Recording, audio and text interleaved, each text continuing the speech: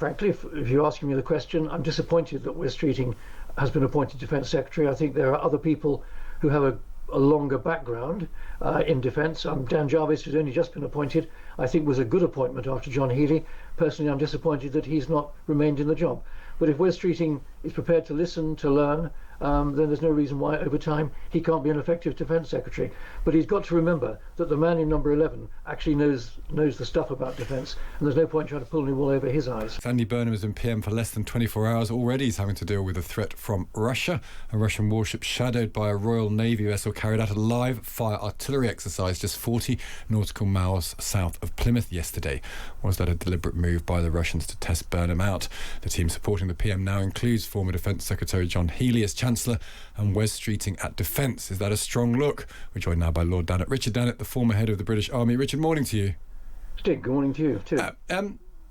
Just on that breaking news, it was emerged over the last sort of 8 hours or so about the Royal Navy vessel which was shadowing a Russian warship, and the Russian warship decided to carry out live fire artillery exercises. To a non-expert like me, Richard, that sounds like a little leery, a little aggressive, but is it? What do we read into that? Well, I think it's not by accident. I'm sure it's by design. I think it's another illustration of the aggressive instinct shown by Vladimir Putin, of course, most clearly demonstrated by his attack on Ukraine. But he wants to demonstrate that Russia's got muscles that it can flex, and it's not entirely by happenstance that that Russian warship chose to carry out a live fire exercise on the same day that Andy Burnham became Prime Minister. This is an indication from the Kremlin that we're here and we're powerful, we're strong, and what are you going to do about it? So it's a challenge. And the challenge will have to be met. We all know that. Now, whether it will be met and how it will be met seems to be one of the most important questions of the next few years. Healey as Chancellor, do you feel confident he can find the extra money necessary for defence? Well, I think it's a masterstroke by Andy Burnham to put John Healey in as Chancellor. John Healey, as we all know, resigned not that long ago, having said that the previous Prime Minister was unable to produce the funding that defence needed, and the previous Chancellor was unwilling. So now he is the one behind the desk in number 11. And has really got to answer his own question. Now, it won't be an easy question to answer, but there's no one that knows better than John Healey just what defence needs. And I think he'll give it his best shot possible to try and find the money that he knows the nation needs to keep this country safe, and that we play our collective part in the collective security of Europe. So, in a sense, it's very much a poacher turned gamekeeper, and position heel thyself.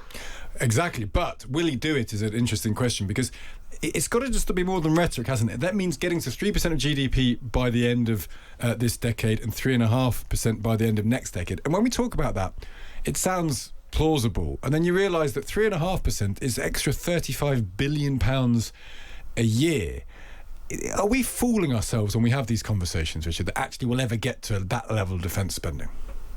Well, I don't think we should fool ourselves. I mean, I think it's, yes, of course, it's a large amount of money, but if you look at the total government spend, it's actually a relatively small amount of additional money. Now, of course, it's got to be found from somewhere, and John Healey and Andy Burnham will have the same challenges. Do they borrow more? Probably not. Do they put some taxes up? Possibly they will. Will they try and grow the economy? Yes, of course they will, and that will make the government spending pie larger. So all these things have got to be looked at, and I think John Healey will probably want to look at the notion of a defence bond, which has that idea has been kicked around. Yeah, do you like that? I mean, raising money from the market. Yeah, do you like that? I mean, the argument against this is just borrowing. If you can't borrow, you can't borrow. The argument in favour of it might be that we all then have to invest in something we believe in. So the nation comes together to say we'll buy these war bonds because we believe we're nearly at war. Well, if we think collective security is something that involves us all, then why shouldn't those who are concerned about these things and have the ability to put their hand in a pocket, why shouldn't they be invited to contribute? It's been done before, and I think it's an idea certainly worth looking at. It's not the complete solution, but if John Healey is going to be true to himself, knowing exactly what the defence budget needs, he's going to have to work very cleverly and very carefully at finding ways of raising more money. But I think there's another issue here, and that is the extent to which Andy Burnham wants to control the strings as far as government spending is concerned. Is John Healey going to be the independent Chancellor like Gordon Brown was with Tony Blair, like Rachel Reeves seems to have been with Keir Starmer, or is he going to be someone prepared to take orders and do what the big boss, the First Lord of the Treasury in number 10, actually wants. And where does Andy Burnham sit on all of this? I mean, this is an area where he's big on what he's done in Manchester. Well, Manchester, you don't need to defend. You need to defend the whole nation. We don't quite know precisely where Andy Burnham sits on this. Well, that's a very good question. Of course, that's the fundamental question. I think he's got to look at last year's Strategic Defence Review with its 62 recommendations and say to himself, now, do I believe in that defence review? Because if I do, I've got to properly fund those 62 recommendations.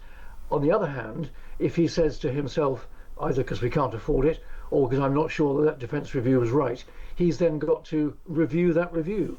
And if he decides to go down that track, well, he'll cut himself some time, he'll cut himself some slack, but he won't answer the question and he won't do much for the security of this country. So I think the big question for Andy Burnham is, do I stand by that Strategic Defence Review, which was carried out by very honourable people led by George Robertson, or does he choose to unpick it or reject part of it? I think if he was wise, he would stick with that Strategic Defence Review and encourage John Healey to find the money that John Healey, knows we've got to find somewhere. Lord Dannatt, can I ask you about the new Defence Secretary, Wes Streeting? Will he have credibility with the defence sector, do you think? Well, a new Defence Secretary has a lot to learn. The defence portfolio is one of the more complicated ones in government, and as far as I'm aware, Wes Streeting's got no background in defence, no background in the military, so he's going to have to do an awful lot of listening and learning over the next few days and weeks before he can start to make a contribution. Now, the professionals in the Ministry of Defence, the service chiefs, the permanent secretary, they all know their stuff and they will get on with the day-to-day business.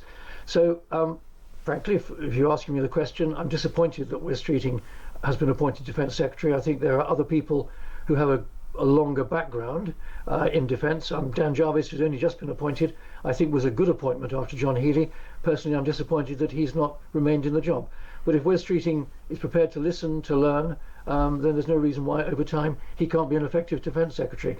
But he's got to remember that the man in number 11 actually knows the stuff about defence, and there's no point trying to pull any wool over his eyes. No, that's an interesting relationship that we'll see how that transpires. It's a good point, though. I mean, most people who run government departments don't have any experience in the field, but you feel that defence, maybe that would be a good thing, as you're implying there, Richard. Good to speak to you. Thanks, Stig. That's Richard Dannatt there, Lord Dannatt, former head of the British Army.